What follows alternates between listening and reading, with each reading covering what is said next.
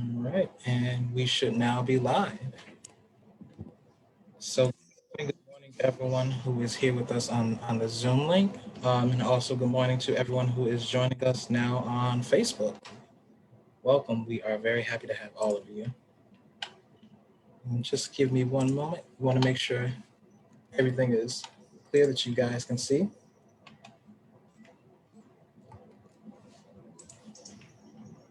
And it looks like we are good. Alrighty, so let's go ahead and start things off. Hello, everyone. My name is Advisor Antoine. Some of you may know me from an Instagram Live a couple of weeks ago. And on this panel today, we have with us Advisor Ryan. If you'd like to introduce yourself. Yeah, I'm Advisor Ryan. I've been with AMO now for just over 7 years, so super excited to be here. Super excited. Antoine, thank you for helping set this up. Jose, thank you for joining us. And I'm just really excited to kind of talk about the virtual rotations and the impact they're having on our daily lives, but also in the medical community and on healthcare in general. So yeah, I'm really excited. Thanks, Antoine. Yeah, thank you. And Ambassador Jose, if you would like to introduce yourself. Yeah, sure, pleasure. Hello, everybody. It's a pleasure to meet you. It's a pleasure to be here tonight with you on my hand. I have actually done quite a few rotations with AMO. I did 3 of them on site in the US and also 1 virtual one. So the on-sites were before COVID and also during. So I've got that whole experience in terms of clinical rotation, and I look forward to share that experience with you guys today. Yeah, really great to have you, Ambassador Jose. And as I said, I'm Advisor Antoine. I've been with AMO for about a year now, so not as long as Ryan, but I'm just as passionate to help everyone, find the rotations that they are looking for. And today we're going to be talking about something that I think is really important, especially during the time of COVID. And it's going to be, talking about virtual rotations and the importance of them. A lot of people come in and they ask, are in-person rotations still happening? And the answer is yes. We do still have in-person rotations, but as many of us know, travel to the US from everywhere is not necessarily possible. And as much as we would like to say that, everyone's going to come and get the rotations they want this upcoming April, this upcoming May, we want to be sure that everyone's able to still achieve their goals, especially, if you are planning on applying for the U.S. residency match. We want to make sure that you're able to earn those letters of recommendation and that you are able to be prepared once it is time for you to come in, once this pandemic is finally over. So Ryan, let's go ahead and talk. I know you get a lot of visitors asking you about upcoming rotations. Why don't you share what you've been hearing? Yeah, I think, it's been interesting because virtual rotations really took off about a year ago, about around this time, March, April. And, for myself, it was certainly a learning curve. And I think as COVID extended, as the travel restrictions kind of extended, not only was I getting versed in, what telemedicine, what virtual rotations were, but I was actually experiencing it myself for my physicals, for any checkups I had with the healthcare provider. Just seeing how easy medicine can be delivered and how healthcare professionals can, come to you or you go to them in a virtual environment. So I think that really helped me get into the mindset of medical students and how medical students and medical graduates, IMGs, are preparing for the future. Virtual rotations it's certainly new, and there's certainly a learning curve. Not only for current physicians, but for future physicians, and just being able to take advantage of getting exposed to the setting, getting exposed to the U.S. healthcare system and seeing how fast the technology is moving, whether it's, video calls, whether it's FaceTime video calls. It's interesting. And I think it's been really beneficial because, at this time, I'm someone in my daily life, I see my family very regularly, and I see my fiance's family very regularly. And going to a healthcare appointment, 5 or 6 times over the past 6 months would have been risky. It would have been risky for me, for my family, for those around me. So, going virtually and either taking the time with the doctor to discuss what's going on, to get my physical done, or just a quick checkup, it was really nice. I didn't have to go outside. I didn't have to just risk, putting myself in any, just risky situation with my family and such. Definitely. I think that's definitely really important is, we see the benefits of telemedicine in general. I think for about a couple months before the pandemic, I had an offer in my email asking, if I wanted a discount for a not a virtual rotation, a virtual doctor's visit. And, you know, couldn't really imagine it. Couldn't really see how that would go. As many people, I'm sure, when they see virtual rotations, you wonder how exactly are you going to be able to administer this? How exactly are you going to be able to participate in something so intimate in such a virtual setting? And so, it's definitely nice to be able to see the benefits as the pandemic has progressed. But yeah, I want to pass it over to Ambassador Jose because I believe you've completed, I think it's 2 rotations with AMO now, and you're starting your 3rd, or am I overestimating? I've done 4 actually, and 4. I'm I'm going to do a underestimating. 5th one in August, hopefully, if things get better. So I've been around for a long time, Antoine. Bottom line is obviously as we are trying to, further our education and also eventually hopefully match in the US for those of us that actually want to do that. It has been extremely difficult in general for traveling for visa purposes. So, there is 2 options. Either you can kind of stay on your couch in your home and cry about the fact that you can't do anything right now, or you can take a different approach to it and say, okay, we have a problem that's traveling in COVID. How can we solve that problem? How can we fix it? How can I still further my education and further my clinical skill in a different way? And this is where those online clinical rotations are really shining. They're shining because, one, you are not allowed for some of us to go in the US. So that's your way of, let's say, substituting for that.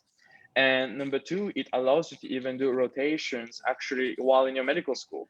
While I was doing my rounds in the morning in November, December, and January, at night, I was actually doing an online rotation with Dr. Samuel Lin from Harvard. And I don't think I could have gotten this much interaction with him. And in all honesty, this amount of foundational knowledge in plastic surgery, if I didn't get that online rotation.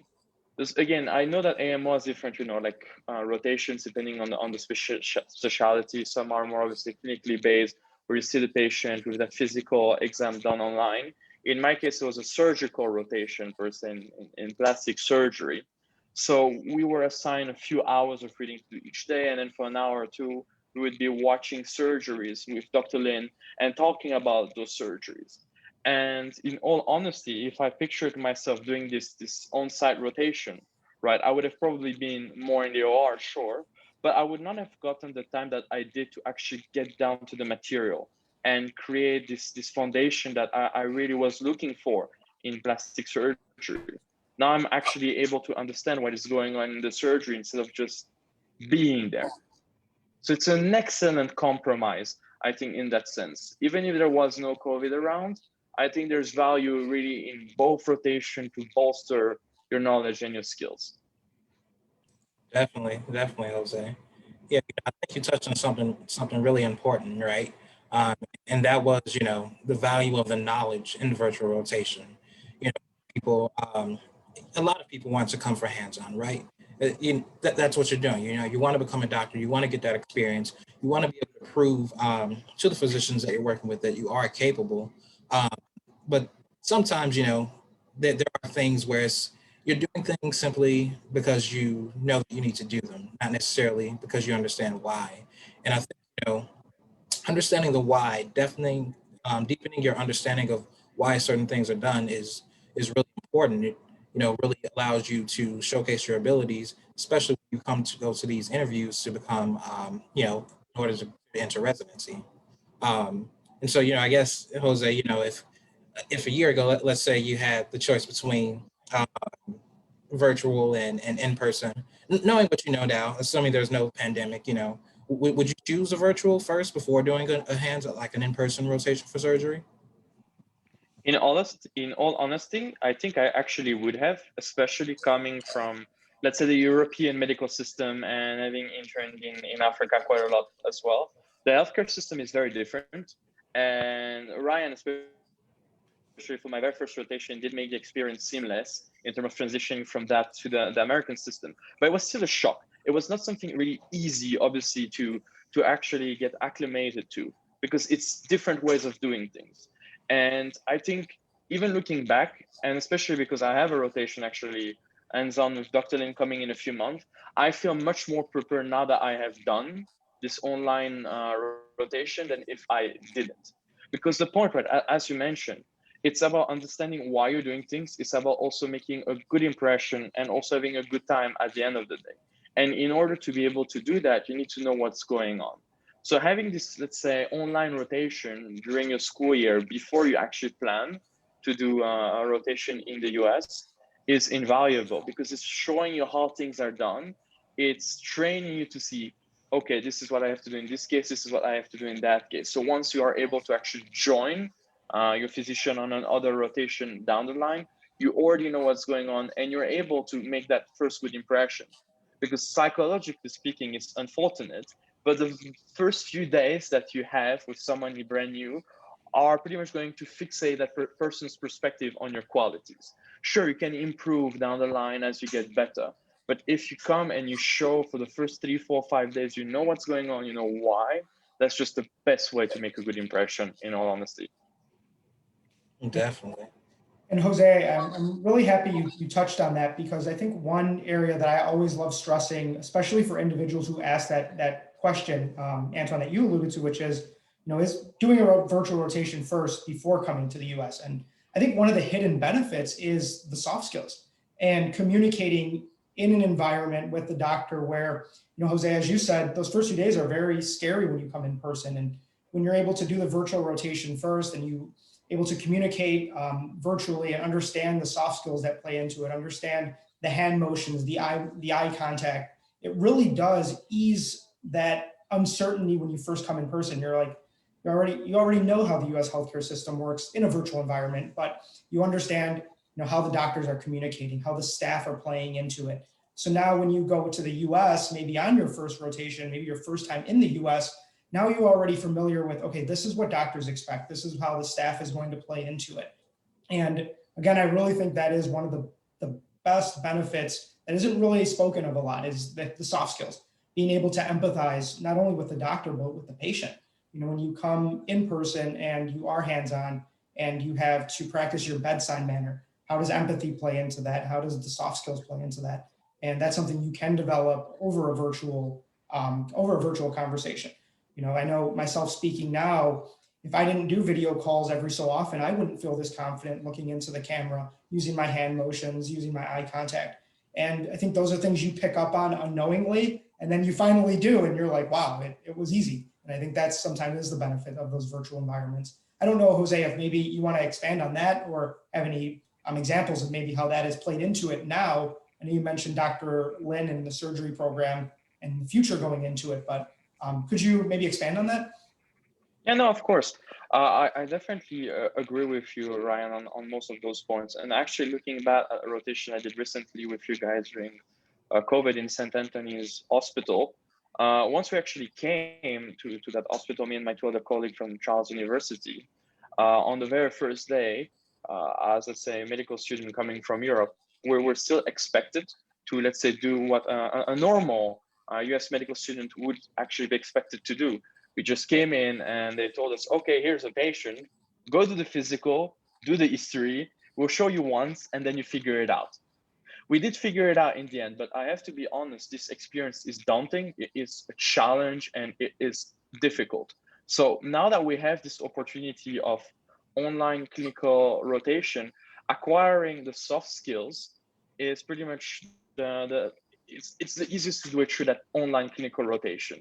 You're going to acquire those, let's say, speaking skills, and you're also already going to know how to take history. At least you will see in which order you should do the physical exam. And those are invaluable skills. You're going to come to your rotation immediately. Okay, sure, I have to adapt a little bit here and here because I'm in ortho, not internal medicine, but you already have the skills required to take a good history, a good physical exam. And you know, like right now, step 2, CS was changed, and we don't really know yet how they're going to be testing with the clinical skills. But at the end of the day, I'm sure that they will introduce it somewhere, might it be in step 3 or something along those lines. And if you're ever looking to take this kind of exam, doing, I think, an online rotation is going to be the best way for you to actually train for that history, for that physical exam, because instead of reading about it, you will be doing it. And that's just a completely different level. Definitely. Yeah, that's super helpful. I think like just going into detail, even myself hearing it, I learned little bits here and there as well. So that's really helpful. Very much so. You know, I think, you know, Jose, you definitely highlighted like the truest benefit of doing a virtual rotation, especially when it comes to preparing you for a more seamless transition into the U.S. healthcare system. I think, you know, no one can really doubt that at this point. But you know, Ryan, I do know that we do have a lot of visitors, and people are concerned for their future, and they want to make sure that you know they are getting their money's worth. And so, while you know the benefits in terms of an experience are definitely great, I think one concern that a lot of our visitors tend to have is, you know, well, this sounds great, but you know, just how valuable is it? You know, just how valuable is that letter of recommendation? You know, does this really push me towards the future that I want? Uh, you know, am I really able to earn an LOR and apply for residency? Um, you know, I think you had some some good reasons as to why it is important. But I'll let you go ahead and take the lead on that. Yeah, certainly. Thank you. And that's a very good question. It's a question that comes up often, and it's an important question. And you know, for AMO, for us as an organization that wants to provide that access, and you know, we want to provide the access to having the opportunity to match and to get into residency. We get that question a lot, and it's one we want to be, you know, transparent about and how important it does play into it. So, you know, virtual letters of recommendation earned during a virtual environment can happen. They do happen. They are happening, and they are used when you go and apply for residency. I think there was a little bit more uncertainty last year as virtual rotations were kind of picking up steam, and then the residency process got pushed back a month.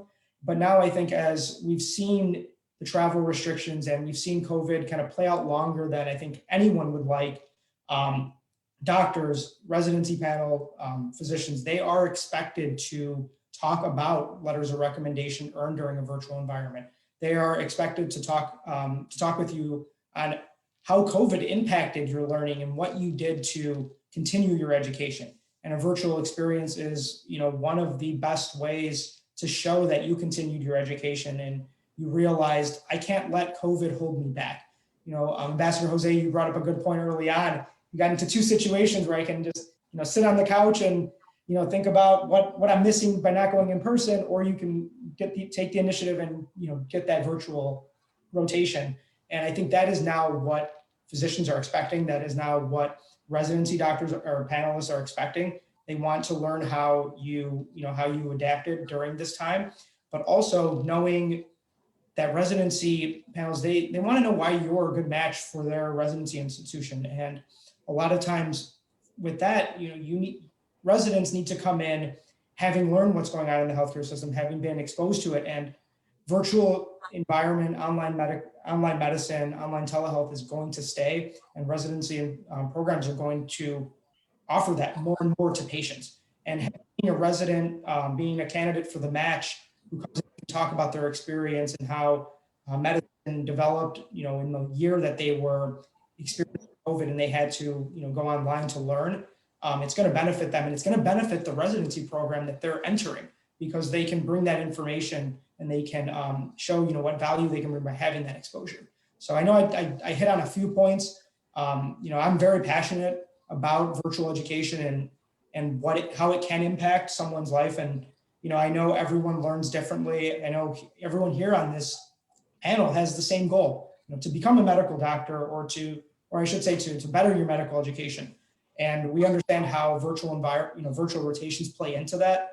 And that's why as advisors, we love speaking with you one-on-one. You know, this panel is here to kind of help talk about it in the masses. But, I hope, Antoine, I'm sure you hope that everyone here schedules a call with us as an advisor so we can talk about, their specific needs, their timeline, and then how virtual rotations fit into that, and how those virtual rotations can get them the letter of recommendation that they need in the end. And that's what AMO is here to do. We want to provide that information. It's not just your advisors you work with, you'll work with your coaches later on, and they're going to help. They're going to help you during the rotation, maybe start that conversation with the doctor about the letter of recommendation. Again, we want to make sure you have access to that letter, and that's what we really focus on. So yeah, Antoine, I hope that answers some of that. I know I kind of rambled a bit, but just how much it means to me and how much I know it can mean to those on this call and how valuable it is and how it can impact their medical education. It gets me really passionate about it. So yeah. Definitely. Oh, go ahead, Jose. If I may add on to that, Ryan, obviously I didn't match it. I'm still in that whole process. But the one thing that I can definitely add on what you said, and IMG Match, your partner, will definitely, I think, agree with what I'm about to say. But at the end, when you're looking at matching in the US, you have three main components, right, of whether or not you match. It is your score steps, obviously, and then your research, and then your letters of recommendation and your rotation. And people really underappreciate and under-evaluate how important those letters of recommendation can be. Because a lot of programs are actually ranking either their first or second factor for why they actually pick applicant being those letters of recommendation. You're gonna come to the interview, if you're picked for that interview, and you're showing that you are dedicated to actually becoming a resident in the US by doing those virtual rotation. You're showing that adaptability, which what medicine is about in the end is adaptability. It doesn't matter what field you go to. You need to show that you're able to adapt from one situation to the next and to the other. And lastly, if a lot of you guys are also, let's say, in your late medical school, you might be really busy actually studying for the steps for your exams. You might not have the time to do, 4 on-site rotations in the US. It's really time consuming and it is also costly. So the fact that you have those virtual rotation available, you really, and AMO does this because they did it for me, so that I can speak from experience of that. They really tailor your virtual rotation according to your need. It's supposed to be 1 month, sure, but let's just say that you can only show up 2 or 3 times a week. Then you just spread it over 2 months. You still get that full experience. You get that letter of recommendation. You're able to acquire a lot of them within a short period of time in an economical fashion. And you just make it work for your schedule and for your need. And I think that's how clinical rotation, online at least, fits into your application process. They might not replace completely on-site rotation, but they're still such a beautiful and powerful adjunct to your application. So I suggest people not to underestimate that. Exactly. Thank you, Jose. I think you touched upon something really important: adaptability. And I do see a couple questions coming in. So just really quick, anyone on Zoom or Facebook, feel free to submit questions. We do see them, and we will make sure to get to them toward the end. But back to adaptability, I'm sure that everyone has heard the news that the step one, the USMLE step one, is changing to pass fail, right? I know for a lot of IMGs, a big concern is that, hey, without this score, how can I, prove my skills? This was one way that I was able to stand out. And so, because of that change, it really puts a bit more of the emphasis on the letters of recommendation, right? It's not just a number anymore. Now you have individual renowned physicians, with great associations with great credibility who are able to attest and say, hey, Jose has really great bedside manner. He's really dedicated about learning. And, throughout COVID, he was so passionate about coming that, he took every avenue possible to make sure that he was able to continue his education. Those things matter. Those are some of the things that can't exactly translate through a simple score, which is why those are part of the application process. But because there's not going to be a step one score anymore, as future applicants go and take the step one, and they wonder, how can I make sure I stand out? Well, you come for a rotation and you give it your all, you give it your 110%, and you'll be able to earn that letter of recommendation because doctors, they will be able to see your passion, right? Adaptability in general. I'm sure 5 years ago, we probably wouldn't be on a Zoom meeting talking about rotations occurring over Zoom. No one's really thought about how fast technology has changed, right? There are virtual examinations that you can do. I was speaking with the visitor from the UK who talked about some virtual rotations that they have done where they were able to see that, just the changes in surgery and being able to remotely conduct surgery. And, we see how fast the medical field is changing, especially when it comes to medical technology. And so you don't want to get left behind. I think that's the most important thing, right? Technology is advancing rapidly, and being able to stay up to date with those changes, make sure that you're not going to be left behind, and you being the first on the boat to go ahead and try out these virtual rotations to learn these new methods. You're going to have a leg up on your peers when it does come time for that residency match. Yeah, definitely. I mean, like the one thing I can also comment on, because I did spend like quite a bit of time in surgery, both in the US and back in Czech Republic. Most of the time you kind of see well, but there are moments in surgery when you cannot see anything. You have no idea of what's going on. You're just, any medical student out there, I'm sure, also has that feeling. In the OR, they might just be staying for 30 minutes, not seeing anything, not knowing what's going on. When you actually do the online rotation, at least for your very first or second surgery, you're actually able to see that whole process because it's Zoom in, it is recorded. And you're able live or just talking about recording with your preceptor to ask questions and clarify points that you might not have been able to actually see if you were physically present there. Obviously, surgery, you still need to be physically present there at some point, but the virtual component is so insightful and ingenious in that sense for education. And additionally, to add on what Ryan and you, Antoine, also said about the matching process, scores have always been really important. And at the end of the day, when you look at specialty in different places, you see obviously people with a higher score matching there. But what people don't actually see is the actual range of scores. Some people might score a 230 and match in a place. Somebody might score 240 and not match in that same place. And then people ask why. Well, at the end of the day, you have statistics and you have number, but medicine, like anything else in life, is about people. It's about individuals. So if you have that letter of recommendation from a preceptor of a place that you plan to apply to, or your preceptor is very well known, and that preceptor is saying, look, this individual is talented, he's ingenious, he's dedicated, they are going to pick you over somebody that they don't know. They're going to pick you over somebody else who's just a number. So those letters of recommendation is pretty much a way for you to show your humanity, your quality, and your characteristics to the residency director, and they're going to love that. And that truly will be the difference between somebody being picked and somebody not being picked.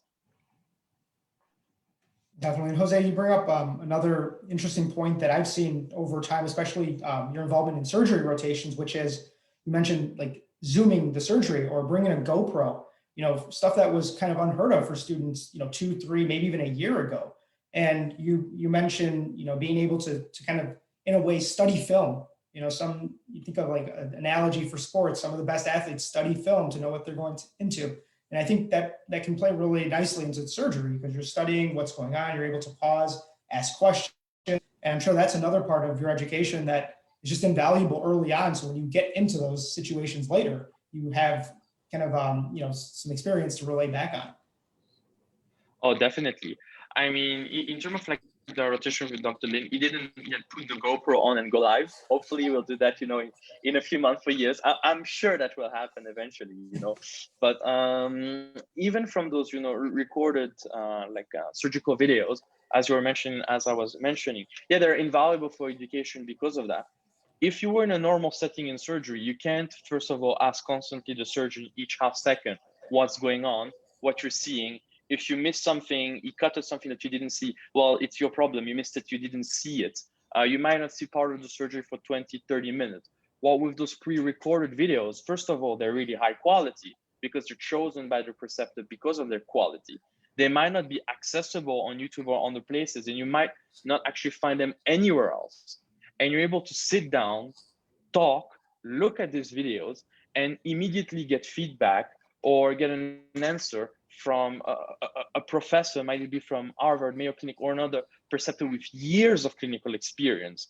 It is impossible to get that by simply going on YouTube or by reading a book. That's just not possible. So in that sense, the ingenuity of like clinical rotation really shines there. When you want to build that, let's say, theoretical foundation, so that you ensure that once you actually get practical, you know what you're doing. This is probably a golden key, a golden book, in all honesty. Definitely.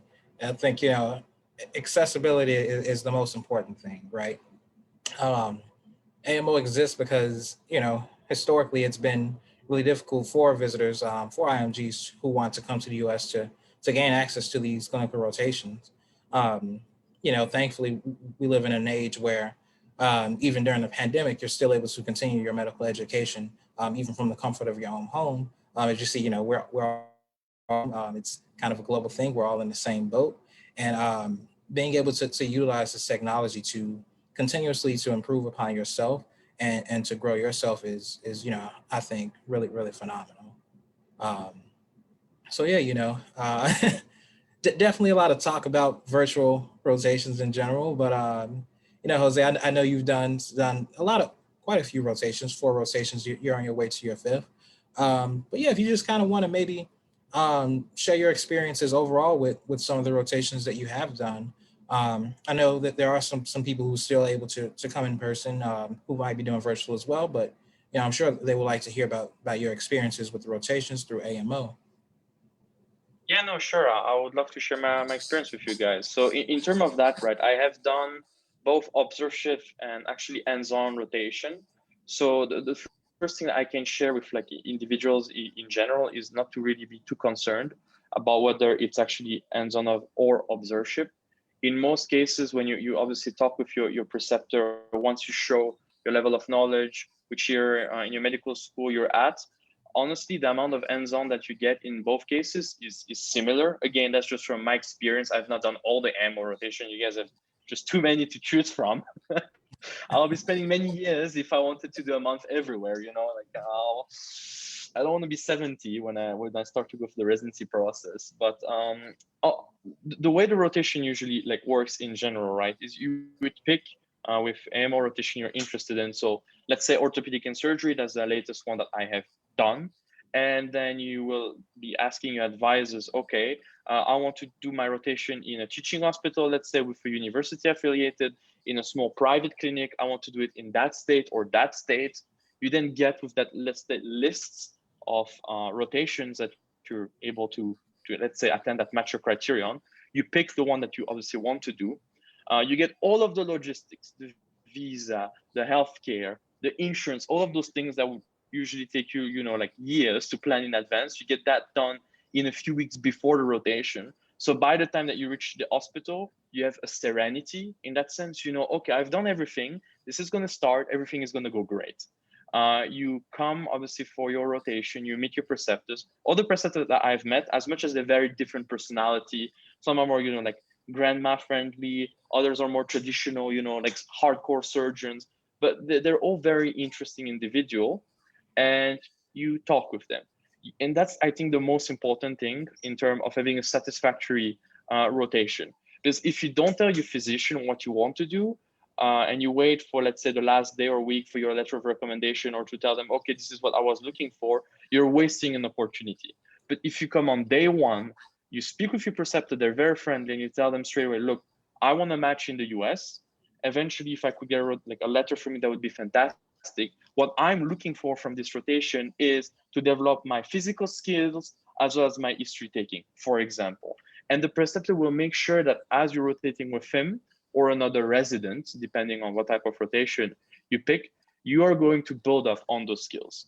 And honestly, it's been incredible. I mean, I have been in Chicago and let's say also in Tampa in Miami, And the personality of the individuals are completely different. It's two different worlds, to be honest.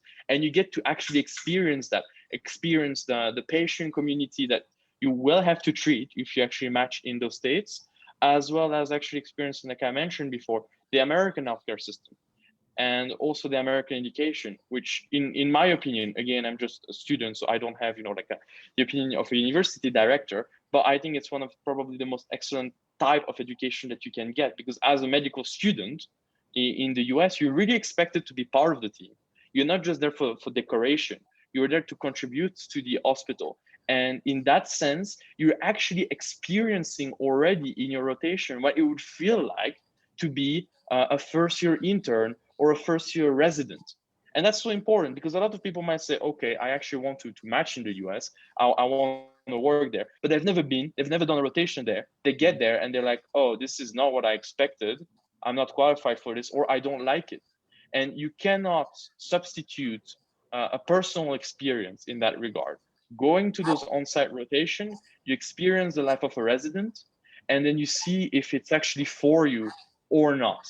And you see what skills will be required of you, so that again, you can prepare in advance. Because as we know in medicine, planning and protocols is what everybody swears by. So go do your planning and see how it looks like, and decide if this is what you want or not at the end of the day. Definitely, Jose. I think you said that more perfectly than Ryan or myself ever could. Yeah, I definitely appreciate your insights on that. Lastly, Ryan, you're unmuted. Oh no, I was just agreeing. I thought it was put perfectly. Yeah. My pleasure, guys. My pleasure. Of course. And so, I think, you said a word, you said the word experience. And I think, that's really important for people to understand. As much as someone's coming here for a rotation, as much as, you have your goals to become a physician in the US, it's also an experience, right? Whether that be virtual or in person. We understand that for many individuals, this is often the very first time that they're doing a clinical rotation, especially in the US. And so, we understand that it can be very intimidating. That is one of the reasons why AMO exists. We understand that, it's difficult to find these rotations. We have a clinical marketplace of over 250 rotations. We are adding more and more each and every month.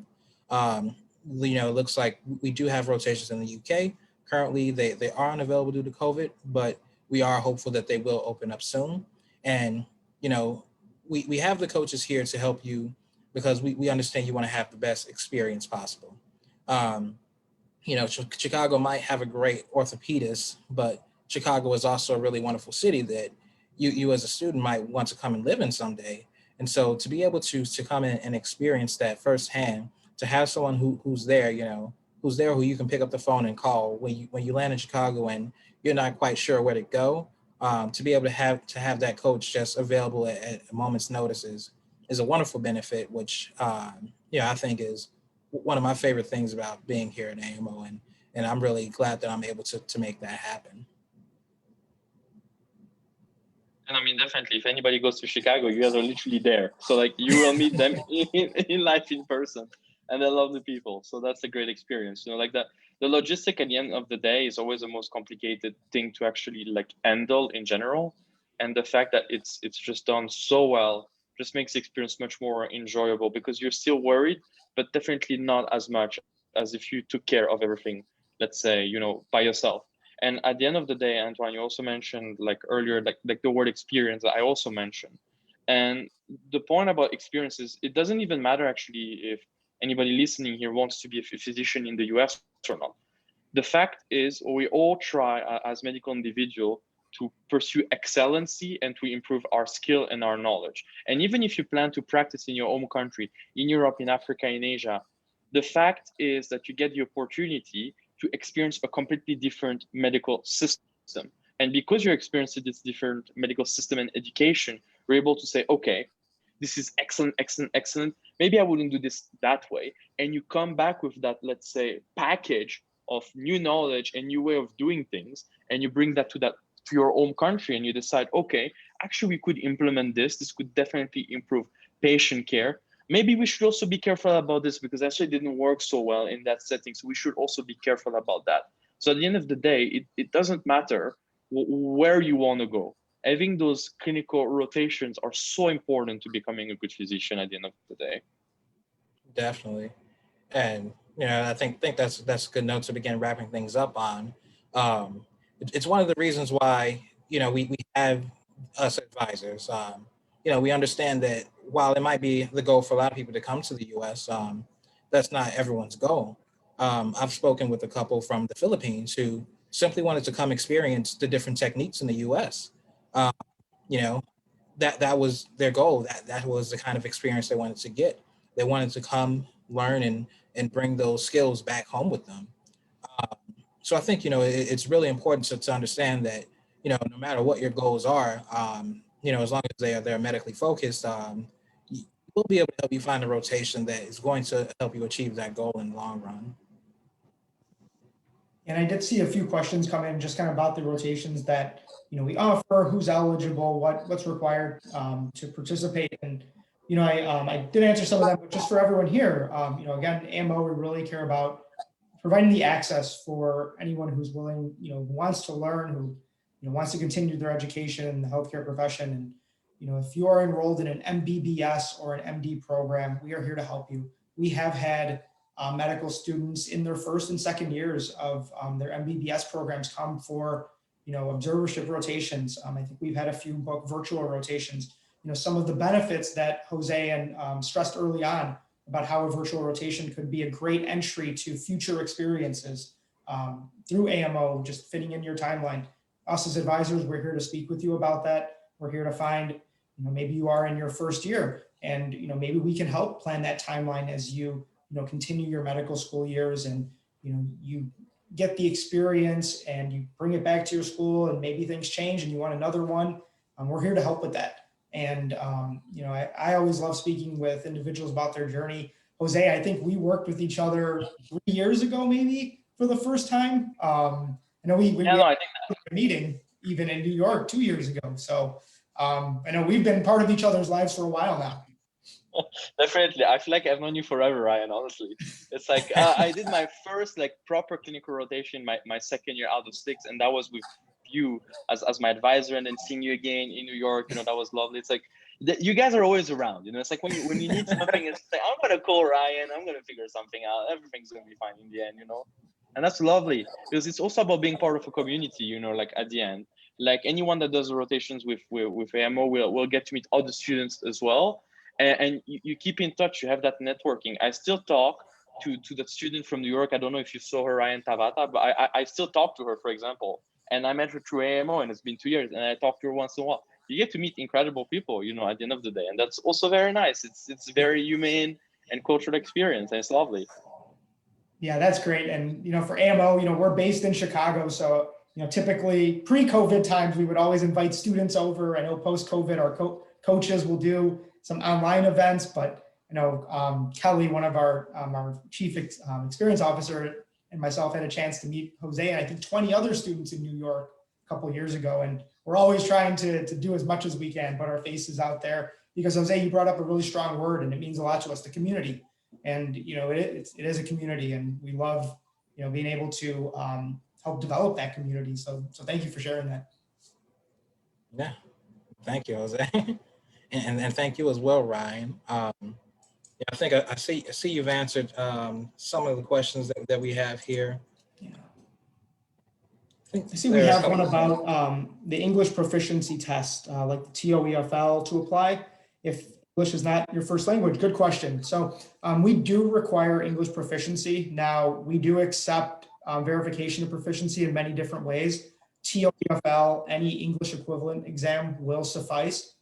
If you've been taught medical English in university, you can also submit your grades or proof of that. That will also suffice.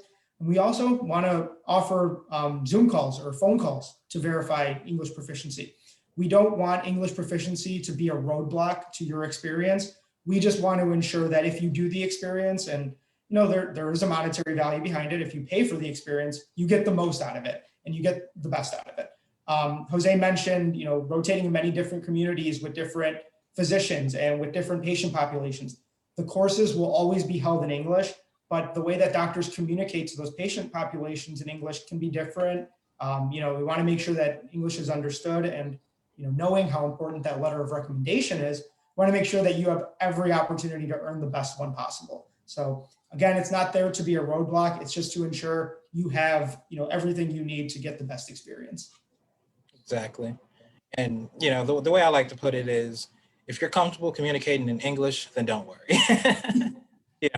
You'll be fine. I do see we have another question. It says, does it matter where you get an LOR from? If yes, then how to choose a hospital to get a letter of recommendation? I think when it comes to the LORs, it definitely depends on your goals. Definitely depends on the specialty that you are looking for. I think one of the most common misconceptions is that, the LOR has to be on university letterhead. It has to be from the specific doctors at specific locations. That is not true. You can get yourself a very strong letter of recommendation for internal medicine at an outpatient facility and still match into internal medicine. The most important things are going to be, the strength of the letter. I think Jose has definitely touched really, really a lot upon that. And then also the CV of the doctor. And, AMO, we definitely try to make sure that we have really talented physicians with strong CVs available to host these rotations. And so, as long as those two criteria are met, I think we've got you covered on the first, on one of them. As long as you give it your 100%, you will definitely be able to earn a strong letter of recommendation that you can feel comfortable about when submitting it to the residency match. And I see we do have one more question. Would it be okay to have done only virtual rotations and LORs from them and apply to the match this year if there's trouble with visa due to COVID? So for that, if you are intending to apply for this year's residency match, and you only are able to get letters of recommendation from a virtual rotation, and you know that this is the time that you want to apply, go for it, right? You do not want to stop your education simply because of a pandemic. This is your chance to prove how serious you are about getting into medicine, about becoming a physician yourself, and making sure that you do everything within your power to continue your education and pursue your goal. For the second half of the question, that's something that is very dependent on the rotation. There's a lot of different things taken into consideration. And yeah, I think it was an anonymous question, but there will be a link sent out to schedule a call with an advisor. I think as long as you're able to schedule a call, speak with someone, or you can email us at advisors@amopportunities.org. Give us a bit more detail, give us a bit more information, and that way we'll be able to better guide you to what will be the best situation for your specific situation. Let's see, we've got another question. Ryan, I don't know if you want to answer this one. Wouldn't virtual surgery rotation hold enough value? Yeah, that's a good question. I think I can start, and maybe Jose can also help because I know he's doing a surgery rotation. We did go over the value of rotate our letters of recommendation from virtual experiences, and quite simply, yes, the letters of recommendation that you earn or you can earn during a virtual rotation will have value. And it really is about connecting with the doctor throughout the experience, showing your skills, discussing your expectations, and as Antoine just said, giving 110%. The letters of recommendation are going to be able to be used for the match. Doctors are going to be expected to discuss them, so they definitely hold some value. Jose, I don't know if you want to elaborate any more, just because I know you're in surgery right now. Yeah, sure. So like in general, right, the few points I may add on to that. Of course, if you have the chance to also do, an on-site surgical rotation, it's just logical. Of course, that's really nice, and that will have a bit more value, right, than a virtual rotation. But as we previously talked about, you get that great education, that preparation prior to any kind of surgical rotation that you want to do, and at the end of the day, you have 4 letters of recommendation, which you can actually add onto your application for residency, right? The point is, if you're able to do 4 of them, on-site, fantastic, but a lot of people don't have that time in their medical school. And the fact is, if you do, let's say, 2 on-site, 2 virtual, or something along those lines, right? Don't forget that the clinicians that you're actually spending time with is selected by you and your advisor. And let me give you an example. In my case, I'm getting like a letter of a recommendation down the line from a clinician who is working with Harvard. I think that that's pretty valuable. I don't think I need to convince anybody of the fact that that looks pretty goddamn good on the application. If you get a letter from someone from University of Miami, from Harvard, from Mayo Clinic, because there's just so many opportunities out there. The fact that you have somebody so well known writing like a letter of recommendation for you, it's really valuable. Like there is no way to stress how important those letters are at the end of the day. Definitely. Definitely. And I think to add to that, for anyone on Facebook or on the presentation who is looking to add, a clinical experience, and, what is important to you maybe is that academic affiliation for the doctor. On our website, you can search for programs that offer exactly that. If it's important that you work with, a physician affiliated with Harvard like Jose, or a physician affiliated with the University of Illinois in Chicago, you can look through our academic affiliated programs, and we're going to provide the physician's detail who is hosting there for you. I know, Antoine, you touched upon the CV of the doctor who's hosting, and that we know how important that is. And for us, when you're looking through our different options, because there are many, we want to highlight the affiliations, because we know for certain individuals that could be the deciding factor between internal medicine in Chicago and internal medicine in New York. But again, we're here as advisors to help narrow that down for you. Don't be afraid to email Antoine. Hey, Antoine, I want to rotate with a doctor affiliated with X institution. We're going to look and see what we can provide. Maybe we don't have that specific institution a doctor's affiliated with, but maybe we have a comparable one. Someone came to me recently and said, I want to rotate with a doctor who's affiliated with a top 20 medical school, not necessarily in the medical school, but just within the top 20. So now that gives me as an advisor, hey, we have 4, 5, 6 different options for you, and we can dive into those individually if we need to. Definitely. And the platform is designed in a way in which you're able to search through the rotations. Applying is free. Speaking to us is free. You only pay once you're confident that that's the rotation that you want to attend. But it is set up in a way that you're able to search, and if we've answered all your questions and you are confident and you've got an accepted application, you can go to the site and pay. But we're also available for you because we understand that it is a big decision.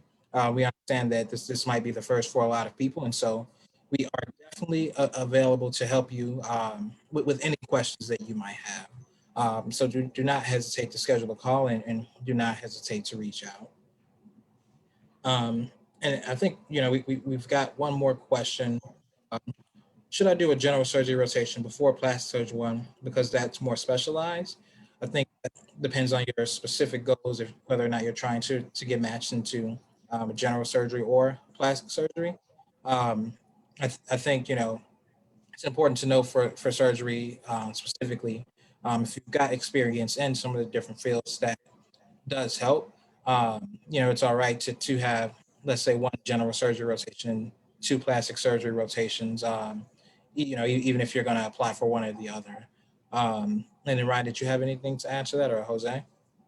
I think the one thing to add is, that's definitely a great question to speak with, an advisor personally about, because that will allow us to dive into your timeline. What year in medical school are you? When are you looking to apply for the match? And not only can we say, hey, maybe it's best you do general surgery, or maybe it's best we do plastic surgery, but we can also say, hey, maybe it's best you do general surgery with, a physician here, and then let's work to doing a plastic surgery with the physician here. It just allows us to kind of dive into what exactly your goals are, as Antoine mentioned, and then just help you plan it. Because I know a lot of times it's, the uncertainty of how am I going to plan this? How am I going to get this together? Jose mentioned AMO helps you with everything, getting the traveler's health insurance, getting the housing. We know that's a huge burden, and we want to take that away from you. We want to help you with that. And, if that requires, us answering questions about that before, you apply, that's what we're here for. I think sometimes the term advising gives it's not free connotation, but speaking with us, it's, as Antoine mentioned, it's free. We want to be here for you. We want to make sure that you're comfortable with the rotation that you pick. And I think for a lot of people, that requires speaking with you individually just to learn more about you, and then making sure we can provide you the best option.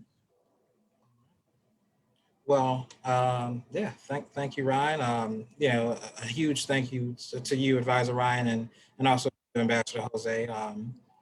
Thank you for joining. I think we've been here for about an hour now, and yeah, we're able to answer everyone's questions.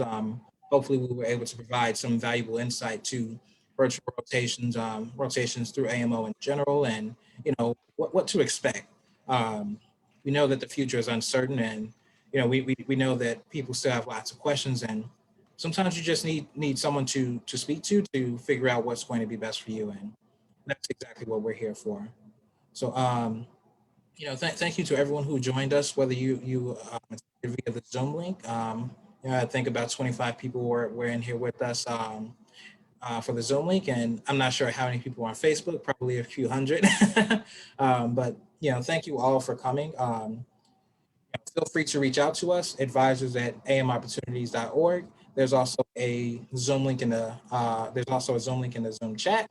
There will be one sent out after this meeting to everyone who signed up and who joined on Facebook. So again, thank you all so very much for joining us, and I hope you all have a wonderful day. Thank you so Thank much. you, Take care, everyone. everyone.